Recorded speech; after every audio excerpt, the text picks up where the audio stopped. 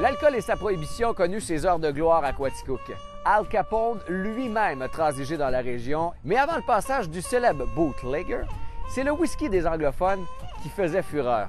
Tellement que c'est un ancien maire, Samuel Cleveland, qui installa la première distillerie de la région.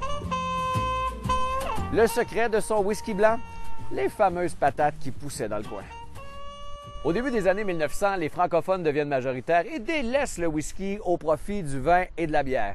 Les brasseurs de l'époque pouvaient payer jusqu'à 50 $ par année pour une publicité sur un mur.